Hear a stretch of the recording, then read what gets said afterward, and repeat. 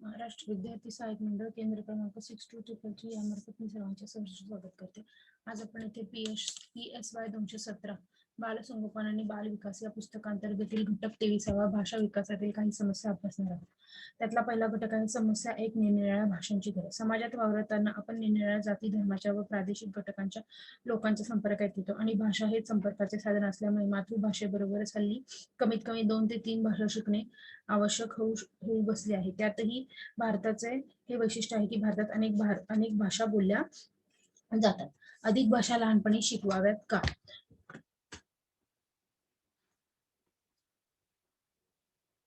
आपल्याला असं दिसून येते की लहानपणी मुलांची शिकून घेण्याची आणि शिकून घेण्याची गरज ही सगळ्यात जास्त असते आणि ते व्यवस्थित चांगल्या प्रकारे भाषा शिकू शकतात। त्यामुळे त्यांनी असं सांगितलं की दिल्लीला राहत असलेला मनीष सुट्टीत काकांकडे मुंबईला आला की त्याचे टोपण नाव पडते हांजी, कारण दिल्लीत पंजाबी ढंगाने बोलताना बरेच हांजी हा शब्द वापरतात। मनीष सारखे हांजी हांजी करत असतो। माया मद्रासला राहते, तिने तिथे मुलीला इंग्रजी माध्यमाच्या शाळेत घातले आहे। अमरावतीला आली की तिची मुलगी कुणाशी बोलतच नाही, कारण मराठी येत नाही याच्या अर्थाने। भाषा कशा शिकाव्या? नवीन भाषा शिकायची तर सर्वसामान्यपणे 3 पातळ्यांवर शिकावं लागते। दुसऱ्याने बोललेले समजणे, स्वतःशी बोलू शकणे, संभाषण करे, व्याकरण समजून बोलता येणे, लिहिता येणे व वाचता येणे ह्या होय। त्याचप्रमाणे काही पत्त्यांचा खेळ वापरून देखील आपण भाषा शिकू शकतो। ते म्हणजे पत्त्यांच्या जुन्या जोडीला एका बाजूने मुळाक्षरे स्केच पेनने लिहून चिटकवावी। 2 मुलांमध्ये 10 पत्ते वाटून बाकी मध्ये ठेवावे। जास्त शब्द तयार करताना जिंकेल खालून दरवेळेस तेवढेच पत्ते उचलायचे असा नियम करावा। यासारख्या अनेक ह्याच्यामधून आपण मुलांना भाषा शिकू शकतो। त्याचप्रमाणे भाषातला गोंधळ व अशुद्धता दूर करण्यासाठी काय करू शकतो? त्या भाषेतील लोकप्रिय गीते, वयाचा अनुसरून अनुभवास साजेशी अशी गीते शिकवावी। स्वतः मुलांबरोबर त्यांचे भाषेत संभाषण करणे, उदाहरणार्थ दैनंदिन व्यवहारात त्या भाषेचा वापर करायला क्यों नींद हो गई, चलो नाश्ता कर लो, हमें दफ्तर जाना है अशा संभाषणामधून त्या भाषेतील शब्दांचा संग्रह वाढवला जात असतो। भाषा शिकवण्याची काही तत्वे आहेत, ती कोणती आहेत? तर ऐकणे व बोलणे आधी शिकवावे। त्याचप्रमाणे मूलभूत पारंपरिक वाक्यरचना बिनचूक स्मरणात ठेवणे उत्तेजनास द्यावे। जे शिकून झाले असतील त्या शब्द वाक्यरचना परत निरनिराळ्या संदर्भात वापरण्यात यावे। शिक्षणाचे माध्यम देण्याचे परिणाम, ह्याचे काही फायदे आणि काही तोटे आहेत। तर मातृभाषेत शिक्षण देण्याचे परिणाम काय आहेत? तर लवकर आकलन होते, सतत कानावर पडत असते, भरपूर वाचन करता येते, ती भाषा बोलणारे आदर्श उपलब्ध असतात। आणि तोटे काय आहेत? उच्च शिक्षणास योग्य नाही, तांत्रिक व वैज्ञानिक पुस्तके नाही, स्पर्धेत मूल मागे पडते। इंग्रजी माध्यमांमुळे होणारे परिणाम। फायदे: स्पर्धेत वाव मिळतो, आत्मविश्वास वाढतो, अनुभवांचे व्याप्ती वाढते, तंत्रज्ञान, विज्ञान या बंधन साहित्य उपलब्ध होते। तोटे: सहज आकलन होत नाही, पोपटपंचीने शिकविले जाते, ती भाषा बोलणारे आदर्श कुटुंबात नसतात, भाषेवर प्रभुत्व नाही म्हणून अभिव्यक्ती नाही, मार्गदर्शनाची गरज।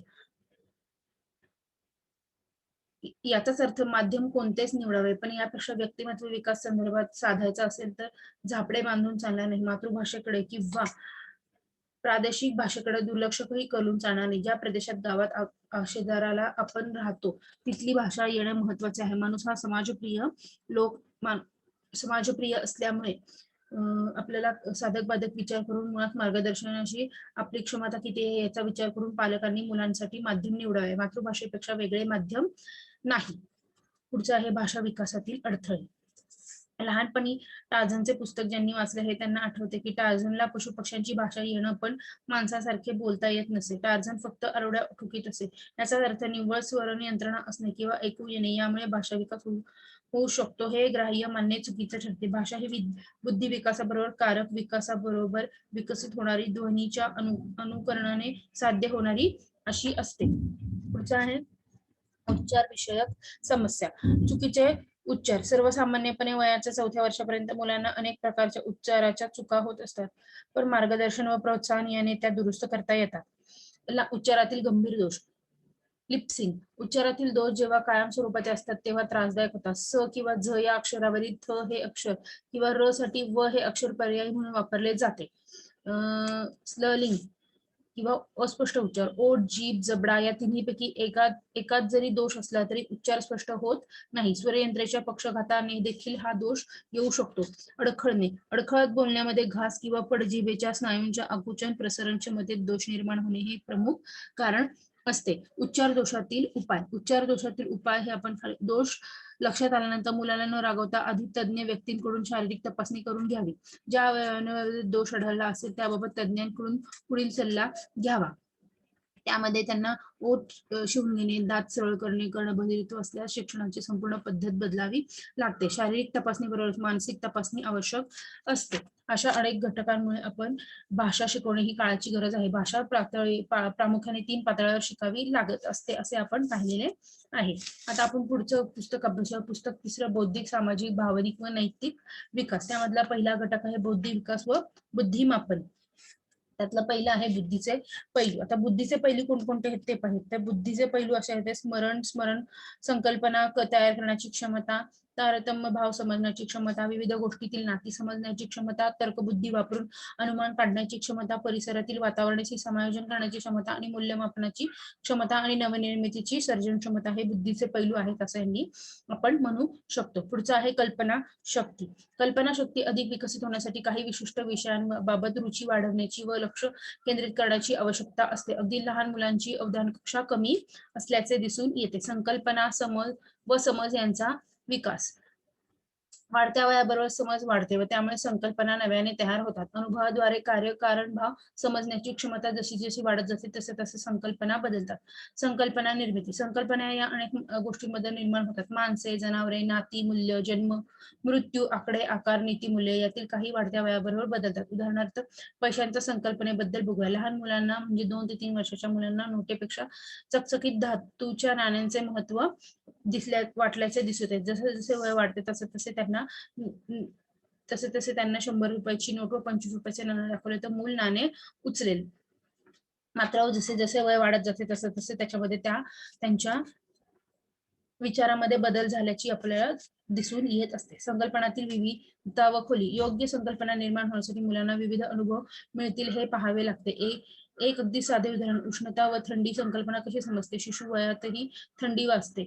थंडी वाजली की मूल स्वेटर मागते. त्या काळात गरम पाणी व थंड पाणी यातील फरक समजायला लागतो. यावरून आपण त्यांची संकल्पनाची विविधता व खोली यामध्ये फरक दाखवू शकतो. पुढचा आहे अर्थ समजून घेण्याची प्रक्रिया. प्राथमिक शाळेत वयात एखाद्या गोष्टीची वस्तूचे गुण तपासून बघणे, निरीक्षणाने त्याचे मूल्यमापन करणे हे मूल करू लागते. नवीन आणलेला खेळ प्रतिमाने आपल्या मैत्रिणीला दाखवलाच नाही. आईने त्याबद्दल विचारले तेव्हा म्हणाले, आशू आहे धडपडी, नाजूक, खेळ मोडून टाकते म्हणून दाखविला नाही. संकल्पनावर अनेक घटक परिणाम करतात त्याबद्दल विचार करूया. शक्य असल्यास त्यातील काही अडथळे दूर सारता येतील किंवा त्यांना पर्याय शोधण्यास मदत होईल. संवेदनाच्या अभावाचा परिणाम. संवेदनाची अनुभूती देणाऱ्या पंचेंद्रियांपैकी एक जरी कार्यक्षम नसेल तर विकासावर परिणाम होतो. डोळस माणसं दिसत नाही तर असाच प्रश्न मनात देखील येत नाही. शिकवण्याच्या उपलब्ध संधी. जन्मजात वा अनुवंशिक बुद्धीपेक्षा महत्वाचा घटक म्हणजे मुलाभोवतीचे वातावरण. पालकांनी सतत हे करू नका, त्याला हात लावू नका किंवा तू काय हवे ते कर, आम्हाला विचारू नको अशी उपोषण घडविणारी, अनुत्साही करणारी वागणूक जर मुलांना दिली तर मुले बौद्धिकदृष्ट्या वाढत नाहीत. अनुभवांचे प्रकार. अगदी सुरुवातीच्या संकल्पना प्रत्यक्ष आधारित असतात.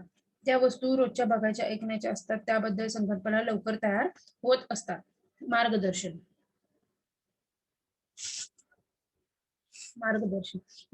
किती प्रमाणात मिळते त्यावरही हे अवलंबून असते. कोणत्याही नवीन गोष्टीत मुलांना बालसुलभ अशी उत्सुकता वाटते, परंतु मोठ्याकडून किती प्रमाणात मार्गदर्शन, प्रोत्साहन, प्रशिक्षण मिळते यावर विकास अवलंबून असतो असे दिसून येत असते. पुढचा आहे लिंगभेद. लिंगभेद हाही बुद्धी विकासावर परिणाम करणारा एक महत्वाचा घटक आहे. बालपणापासूनच आपल्या समाजात लिंगभेदाला सुरुवात होत असते.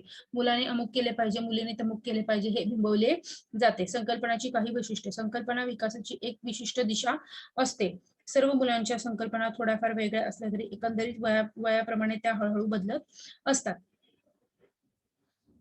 पुढचं आहे काही संकल्पना सुरुवातीला ढोबळ असतात, नंतर त्यातील अनेक अर्थ संदर्भाने बदलणारे अर्थ कळू लागतात. पाऊस अधिक सूर्य अधिक थंडी अधिक उष्ण अधिक वारा बरोबर हवामान असे या मुलाला वेळेनुसार कळून येत असते. बुद्धिमापन बुद्धीचं स्वरूप काय आहे याबाबत नेहमीच प्रत्येकाला उत्सुकता असते. याबाबत निरनिराळ्या शास्त्रज्ञांनी भिन्न मते व्यक्त केलेले आढळतात. हे आपण सुरुवातीलाच बघितलेले आहे.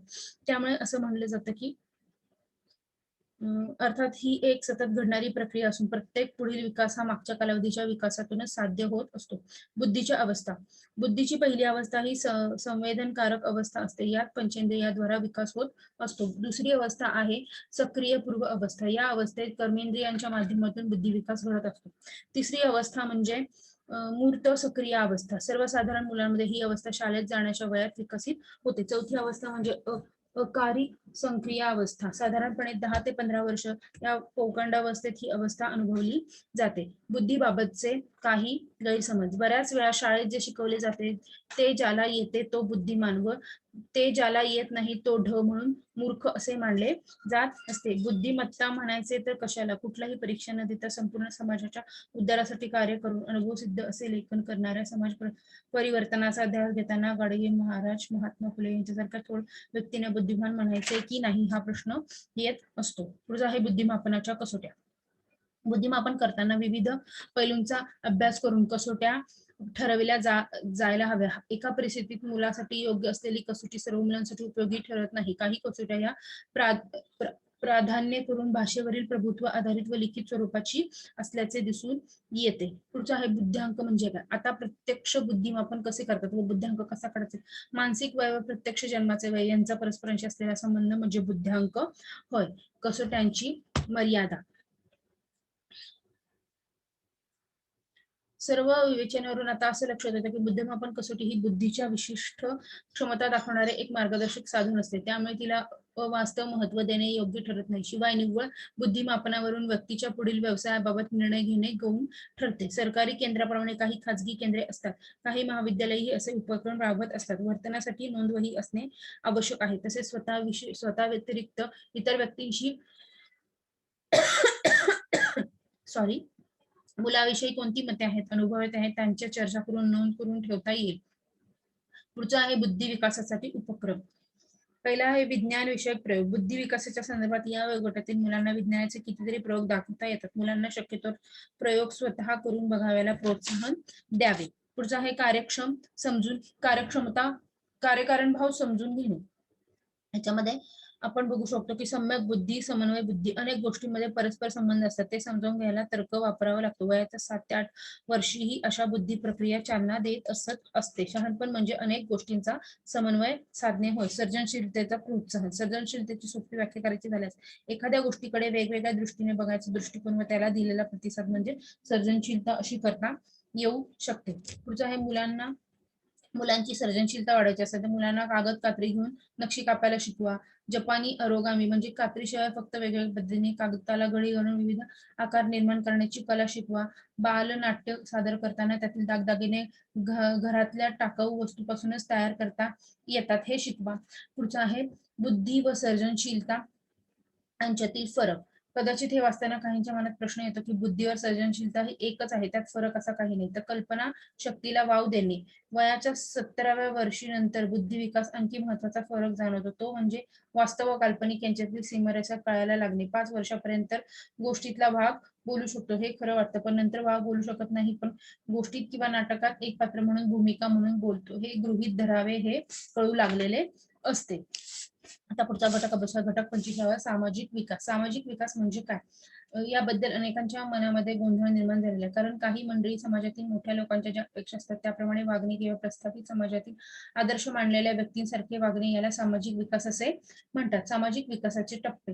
कुटुंबातील रीतिरिवाजाप्रमाणे वागणे, कुटुंबातील व्यक्तीबद्दल जवळकी आस्था वाटणे, शेजारच्यांशी परिसरातील समन्वयक मुलांबरोबर मुलींबरोबर मिसळणे व त्यांचे रीतिरिवाज पाळायला लावणे, समन्वयक मुलांबद्दल मुलींबद्दल जवळकी वाटणे, परिसरातील किंवा त्या बाहेरील समाजातील काही आदर्श स्वीकारणे, परिसरातील किंवा त्या बाहेरील समाजातील मंडळाशी प्रत्यक्ष परस्पर क्रिया न होता त्यांच्याबद्दल आपुलकी वाटणे, यासारखे अनेक टप्पे आपण इथे पाहू शकतो. पुढचा आहे की पहिला आपण पाहूया कुटुंबातील रीतिरिवाजाप्रमाणे वागणे किंवा कुटुंबातील व्यक्तीबद्दल जवळकी आस्था वाटणे. याच्यावरून असं आपण म्हणू शकतो की अनेक कारक कौशल्ये अशा खेळण्या बागडण्यातून निर्माण होत असतात आणि त्याचं खेळण्या बागडण्यातून सामाजिक विकासाचे दुसरे महत्वाचे अंग म्हणजे बंधुभावत्व भाव निर्माण होत असतो. शेजारच्यांची, परिसरातील समन्वय व मुलांशी एकत्र कुटुंब पद्धती नसेल तर या वयातील मुले परिसरातील समन्वयक मुलांशी मुलींशी खेळू लागतात. शाळेतील मुलींशी त्यांचा संबंध येत असतो व त्याच्याप्रमाणे त्यांचे रीतिरिवाज पाळणे कसे व त्यांची जवळकी कसे आहे हे घटक त्याच्या अंगीकारणात येत असतात. पुढचा आहे परिसरातील किंवा त्या बाहेरील समाजातील काही आदर्श स्वीकारणे व परिसरातील किंवा त्या बाहेरील समाजातील प्रत्यक्ष प्रतिक्रिया न होता त्यांच्याबद्दल आपुलकी वाटणे. यामध्ये चौथ्या टप्प्यापर्यंत मुला मुलींना संबंध हा प्राथमिक व दुय्यम समूहाशी व्यक्तीशी येत असतो. आता या दुय्यम समूहांच्याही पलीकडे असलेल्या या विशाल समाजातील अनेक व्यक्तींचे आपले महत्वाचे नाते हे समजणे हा 5 व 6 या गटातील गाभा असल्याचे दिसून येते. कुटुंबातील वा परिसरातील मुख्य प्राण्यांच्या व वृक्षांबद्दल निसर्गाबद्दल आपुलकी वाटणे. या टप्प्यात जरी अनुक्रमाने 7वा दिला असला तरी या वृद्धीची सुरुवात लहानपणी अगदी 2ऱ्या-3ऱ्या वर्षात सुद्धा होत असते. हे विश्वची माझे घर अशी स्थिरमती होणे. प्रत्येक व्यक्तीला ज्ञानेश्वरी ही पूर्णत्वाची पायरी चढता येते असे नाही, पण समाजाने केलेले अनेक तऱ्हेचे अन्याय, खोटी, निर्दयी वागणूक सहन करूनही ज्ञानेश्वरांनी त्या समाजाला आपलेसे म्हटले व या समाजाच्या शिक्षणाकरिता प्रचंड विद्यापीठ निर्माण केले. याचा आदर्श कोणत्या ना कोणत्या स्वरूपात मुलांच्या समोर आपल्याला ठेवता येईल का असे इथे दिसून येत आहे. सामाजिक विकासाकरिता करावयाचे उपक्रम, कुटुंबात परिसरात सहजी घडत असणारे उपक्रम, कुटुंबातील मुद्दाम घडून आणायचे उपक्रम, शेजारी परिसरात खास घडून आणायचे उपक्रम, शाळा व इतर सामाजिक संबंधांशी संबंध जोडून करावयाचे उपक्रम. पुढचा आहे कुटुंबात व परिसरात सहज घडत येणारे उपक्रम. तर ह्याच्यामध्ये दिसून येते की सामाजिक विकासासाठी करावयाचे सर्व उपक्रम मुद्दाम सामाजिक समारंभ घडून करावे लागतात असे नाही, किंवा कळत नकळत कुटुंबामध्ये असे प्रसंग घडत असतात. कुटुंबात मुद्दाम घडून आणण्याचे प्रयोग, सामाजिक विकासात मुद्दाम नियोजन काही कार्यक्रम कुटुंबात आखता येतील. शेजारी व परिसरात खास घडवून आणायचे उपक्रम, समवयस्क मुलांबरोबर खेळणे ही या वयातील मुलांची एक नैसर्गिक प्रवृत्ती आहे. शाळा व इतर सामाजिक संबंधांशी संबंध जोडून करायचे उपक्रम, अलीकडच्या काळात विशेषतः शहरातून आपल्या मुलांवर परिणाम करणारे अनेक समूह असल्याचे दिसून येत आहे. आता आपण पुढचा घटक अभ्यासूया. घटक 26वा भावनिक विकास. याच्यामध्ये पहिला आहे भावना म्हणजे काय. भावना म्हणजे नेमकी काय याची व्याख्या करणे कठीण आहे. लहान मुले खूप मोठा आवाज आला तर घाबरतात व भूक लागली तर रडतात. याला आपण थोडक्यात भावना किंवा त्याचे त्याबद्दल होणारे प्रकटीकरण असे म्हणू शकतो. भावनिक विकासाचे मुख्य टप्पे. अगदी लहान मुलंही स्वतःच्या शारीरिक संरक्षणाकरिता काही कृती करते. 2 ते 3 वर्षाचे मूल एखादे मोठे जनावर अंगावर धावून आले तर पळण्याचा प्रयत्न करतो वा किमान ओरडतो तरी. मुले अनेक भावना व त्यांचे प्रकटीकरण अनुकरणातून शिकतात. साधे अभिसंधान भावनेच्या वाढीला पोषक होतात. त्याला शास्त्रीय भाषेत ऑपरंट कंडिशनिंग असे म्हणतात. भीती. 6 ते 12 वयोगटातील भीती ही एक महत्वाची भावना आहे. राग, मनाविरुद्ध काही झाल्यास रागाची भावना उफळून येते. ही भावना अगदी लहान मुलातही दिसू शकते.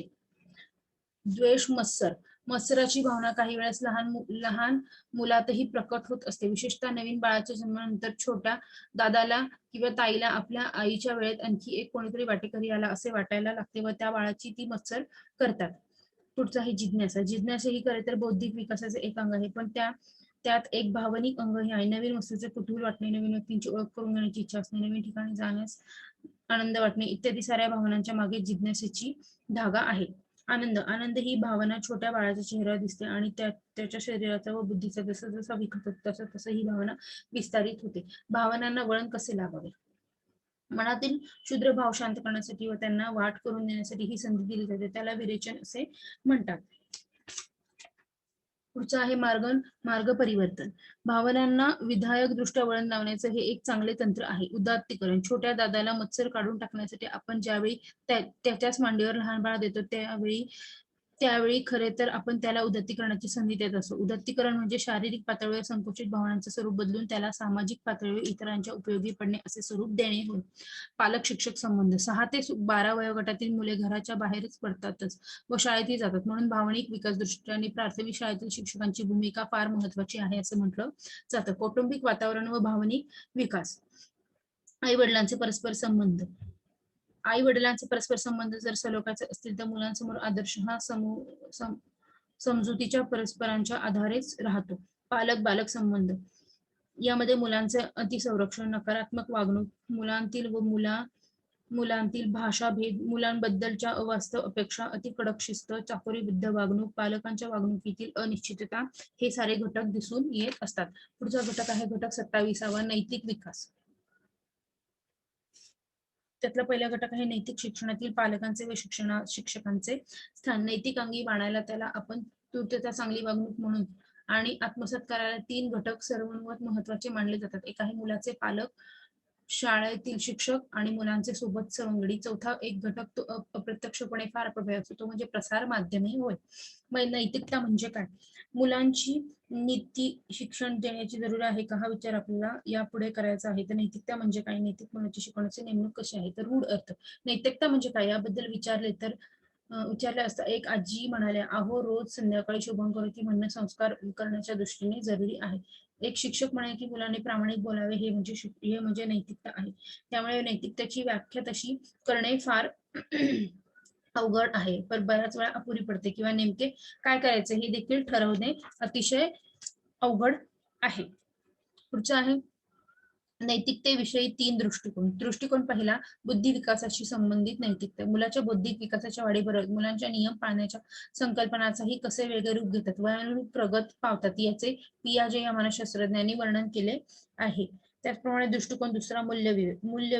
पाश्चिमात्य संस्कृतीपेक्षा प्रवात्य संस्कृतीत आज्ञा पालनाची, वडील माणसांची ऐकण्याची सवय थोडी जास्त आहे. मुलांचे स्पष्टीकरण, एखादी गोष्ट नैतिक व अनैतिक हे ठरविणे बरेच वेळा अवघड असते, कारण ज्या संदर्भात ती वृत्ती घडवलेली असते त्याचा मागोवा घेतला तर ज्या कृतीला आपण अनैतिक म्हणू ती अनैतिक असेलच असे नाही.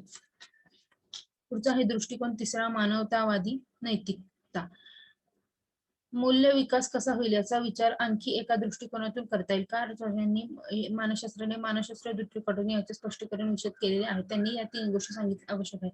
पोषक, समंजस, कौटुंबिक, सामाजिक वातावरण, एकमेकांना साथ देण्याची भावनिक सरमिसळ किंवा स्वतःच्या व दुसऱ्याच्या भावनांमध्ये एकसूर निर्माण करूनही प्रोत्साहन देणे, संघर्ष टाळण्यासाठी व किंवा दुसऱ्याचा राग, द्वेष, चीड येऊ नये, वाईट वाटू नये असे बोलावे याची कौशल्य शिकवण्यात यावी. मानसशास्त्रीय दृष्टिकोनाचा मध्यवर्ती शिक्षक व पालकांसाठी. नैतिक दृष्ट्या संदर्भात आपण 3 मानसशास्त्रीय दृष्टिकोनाचा विचार केला. हे दृष्टिकोन पालक शिक्षकांना काय सुचवतात, तर मुलांना आदर्श नमुने व त्याबद्दल आज्ञा किती वयाप्रमाणे द्याव्या. लहान मुलांच्या पालकांचे नियमन कारण न सांगता ही वागणूक आदर्श मुलांसमोर ठेवावी. त्याचप्रमाणे रॉजर्सच्या मते स्वत्वाच्या वाढीसाठी घालून घेतलेले नियम पाळण्यासाठी एक स्वाभाविक प्रवृत्ती असते व त्यामुळे आपल्या भोवतालच्या वातावरणाशी मुले जुळवून घेत असतात. शालेय शिक्षणातील नैतिकता.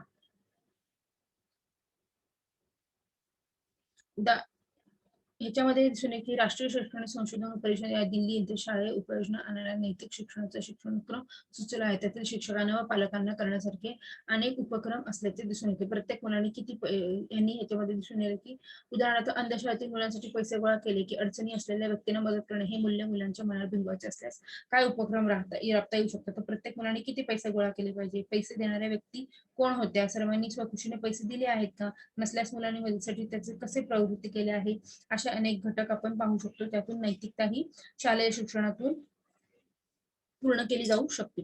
पुढचा आहे सवंगड्यांचा नैतिक वागणुकीवर पडणारा प्रभाव. तुम्हाला कदाचित रुचणार नाही, पण हेच खरं आहे की तुमचे मूल बालमंदिरात शाळेत जायला लागले की त्याच्यावरील प्रभाव थोडा कमी व्हायला लागतो. शाळा व त्याच्या अनुषंगाने येणारी सवंगडी, सोबती व मुलांच्या जीवनात येणारे त्याचे संबंध विस्तारायला लागतात.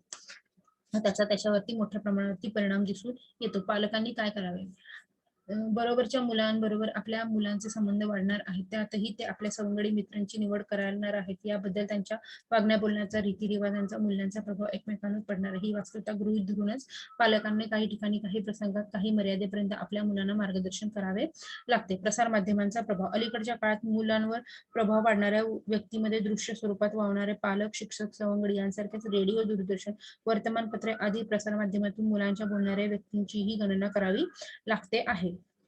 पुढचा घटक आहे नैतिक विकासाकरिता उपक्रम. या घटकात नैतिक विकासाचे उद्दिष्ट साधण्याच्या दृष्टीने पालक व शिक्षकांनी उपाययोजनाचे काही उपक्रम राबवलेले आहे. यापैकी तुम्ही करत असताल उपक्रमांचे वर्गीकरण 2 तऱ्हेने करता येते. आदेश व उपदेश आधारित व मार्गदर्शन आधारित उपक्रम. आदेश व उपदेश आधारित उपक्रम किंवा बोधवचने. मुलांच्या नीतिमत्ता शिकवणाऱ्या बोधवचनांची व सुविचारांची खैर मोठी माणसे अनेक वेळा करत असतात. जो आहे आदेश व उपदेश आधारित उपक्रम. प्रार्थना, आरत्या, मनाचे श्लोक पाठ करणे म्हणजे सांघिक प्रार्थना बऱ्याच शाळातून होतात. आरत्या वगैरे सणांमुळे घरी समाजात होत असतात. शालेय अभ्यासक्रमांशी निगडित उपक्रम. शालेय अभ्यासक्रमातील हा एक विषय मुलांना इतिहासातील मराठा काळ शिकवला जातो, तेव्हा शिवाजींच्या कथा सांगता येतात. सणवारातून नैतिक शिक्षण. सणवारांची मुले नेहमीच उत्सुकतेने वाट पाहत असतात. दिवाळी, गणपती, आरास, रांगोळ्या, दिव्यांची रोषणाई करताना व बघताना मुले हरकून जात असतात. त्यातून नैतिक शिक्षण हे होत असते. व्यक्तीला स्वतंत्र विचार करायला देणारे उपक्रम. मानसशास्त्र दृष्टिकोनातून नैतिक विकास कसा साधला जातो याचा अभ्यास तुम्ही केला.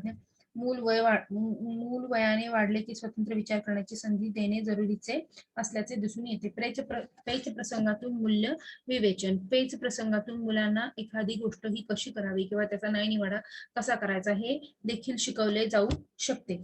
त्यातलं पहिलं आहे निवड. मूल्यांची निवड दुसऱ्याच्या जबाबदारीने होता कामा नये. अभिमानाची भावना. ही निवडलेली कृती मला हवीच आहे, त्यामुळे मला आनंद वाटतो, ही भावना मुलांच्या मनात निर्माण व्हावी.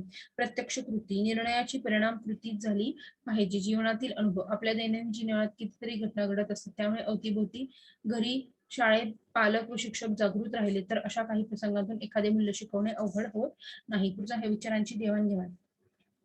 एकदा शनिवार शाळेत येताना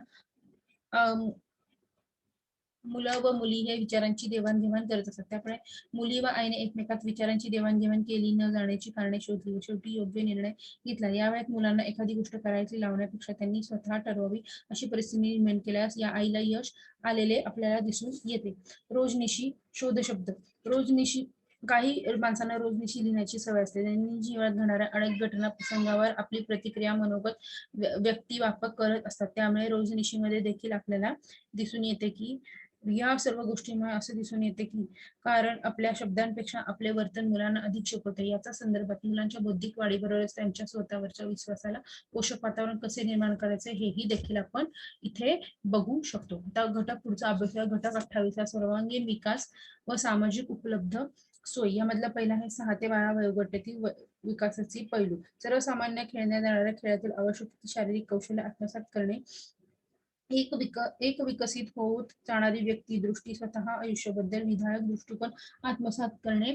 समन्वयस व्यक्तीबरोबर सहजरित्या समायोजन करण्यास शिकवणे. स्वतःच्या लिंगभेदानुसार दैनंदिन व्यवहारातील योग्य अशी भूमिका पार पाडण्यास शिकवणे.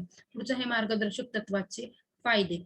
मार्गदर्शक तत्वामुळे आपण प्रत्येक कौशल्य प्राप्त करताना मुलांना मोठ्यांची थोडी मदत लागतच असते. नुसतेच पोहायला जा असे म्हणून मुलांची पाण्याची भीती जाणार नाही.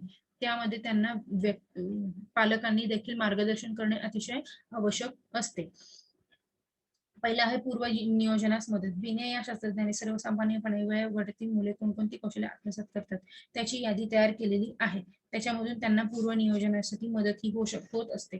संधी अधिक मार्गदर्शक अधिक प्रोत्साहन बरोबर याला आपण नियोजन असं म्हणू शकतो. विकास कार्यासाठी उपक्रम. पहिल्या कार्यासाठी शारीरिक कौशल्य.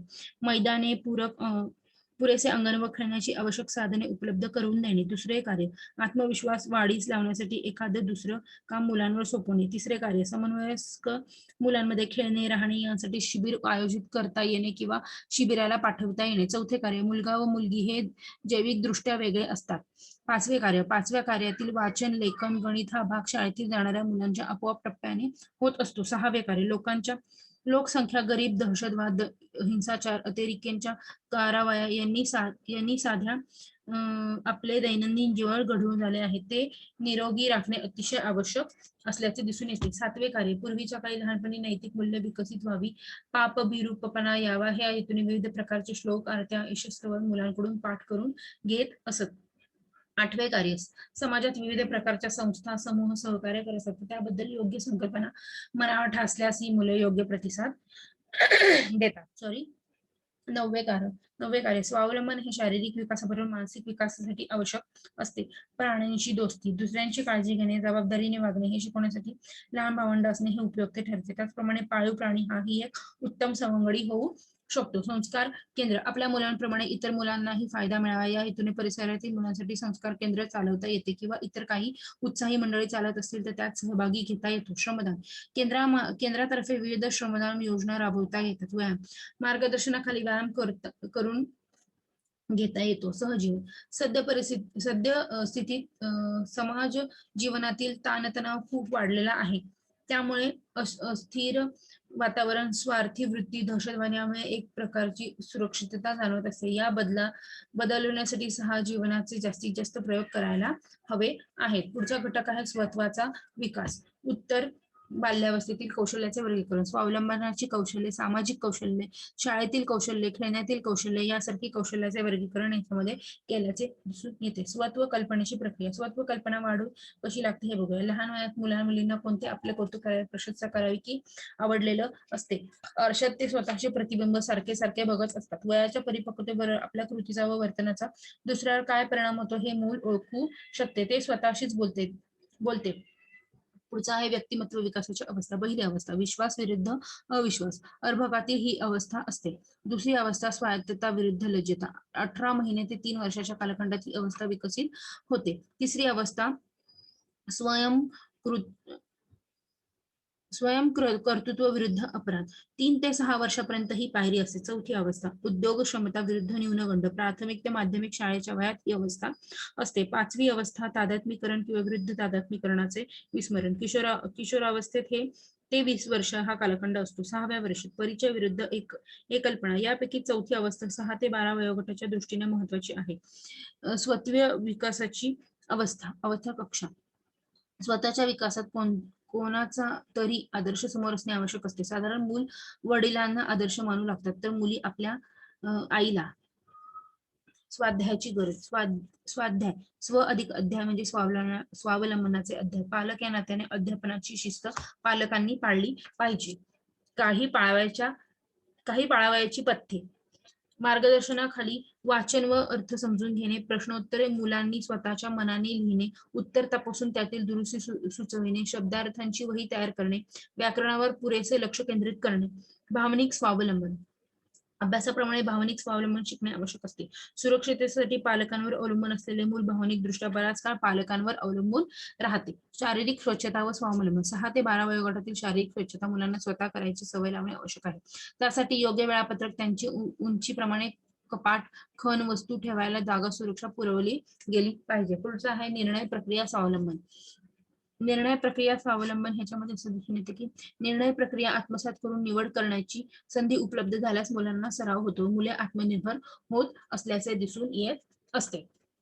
पुढचा घटक आहे घटक 30वा सर्वांगीण विकासात खेळाचे महत्व. खेळ संकल्पना. काही खेळ जणू स्वाध्यायासारखे असतात. उदाहरणार्थ कानगोष्टी. तर काही खेळ हे विशिष्ट कौशल्य प्राप्त घेण्यासाठी खेळले जात असतात. काही खेळांना म्हणूनच बंधने असतात, नियम असतात.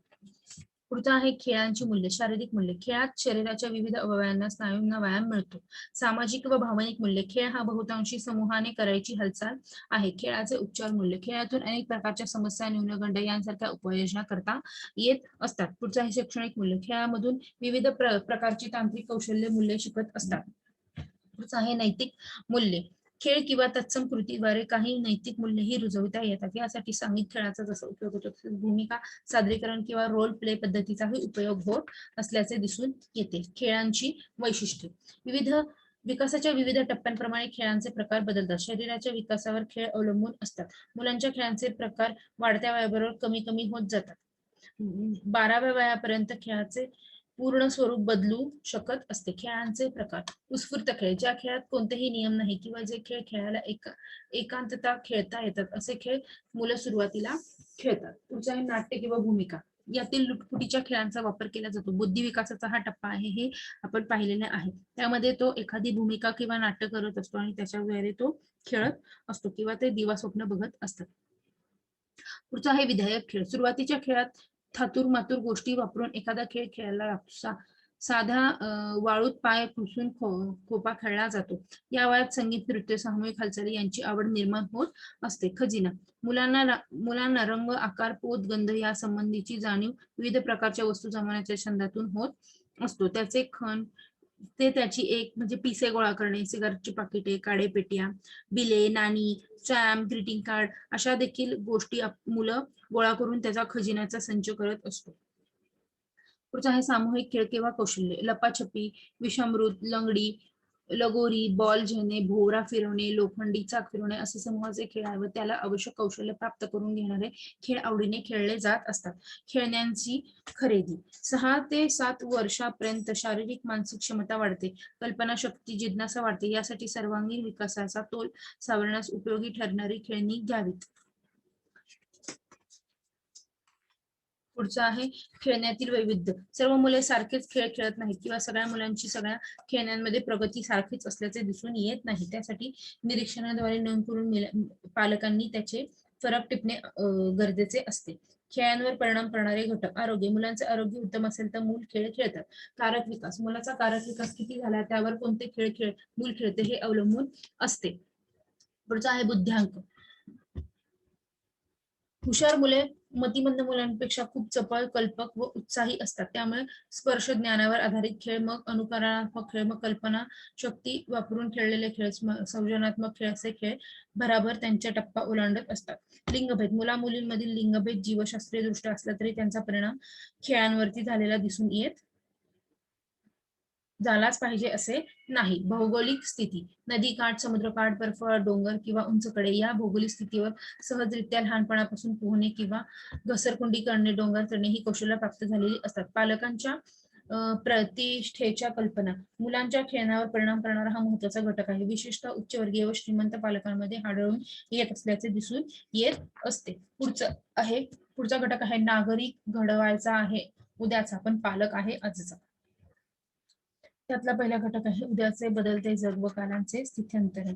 त्याच्यामध्ये असं दिसून येते की पूर्वीची माणसे आणि आताची माणसे याच्यामध्ये पालकांच्यामध्ये आपल्याला प्रत्येक पालकाची जबाबदारी तर मोठी आहे, पण जबाबदारी पार पाडण्यात मुलांच्या सर्वांगीण विकासाला मदत करण्यास अडचणी खूप आहेत. मुख्य अडचण म्हणजे विकासबद्दलची विकृत किंवा मर्यादित एकलांगी कल्पना. मुलांचे बाह्य दिसणारे शरीर म्हणजे केवळ मूल नव्हे तर त्याला मन, बुद्धी आदीही आहेत व या सर्वांचा समन्वय करून विकासाला आपल्याला मदत करायची आहे हे आपण बऱ्याच वेळा विसरतो. कित्येक वेळा त्यांच्या विकासाचे स्वरूप, त्याचा कल, त्याच्या क्षमता लक्षात न घेता आपण आपल्याच मनातल्या चित्रानुसार ठरवून टाकतो व त्याप्रमाणे ते मूल वाढले नाही तर दुःखी होतो. प्रत्येक मुलाची शारीरिक उंची जशी सारखी नसते तसेच त्याच्या विकासाची उंची खोली ही सारखी नसते. त्या मुलाला त्याच्या कलेनुसार, क्षमतेनुसार वाढू देणे, तशा वाढीला सतत जागरूक राहून मदत करणे हे आपले काम. हे काम सतर्क राहून करीत राहायला हवे. हे काम करण्याकरिता आपल्यासारखेच समाज, परिसरात इतर ज्या व्यक्ती, संस्था आहेत त्यांचाही मागोवा काढून योग्य ठिकाणी वेळी आपण त्यांचीही मदत घ्यायला हवी. या साऱ्या कामात अडचणी आल्या असल्या तरी आनंदही खूप आहे.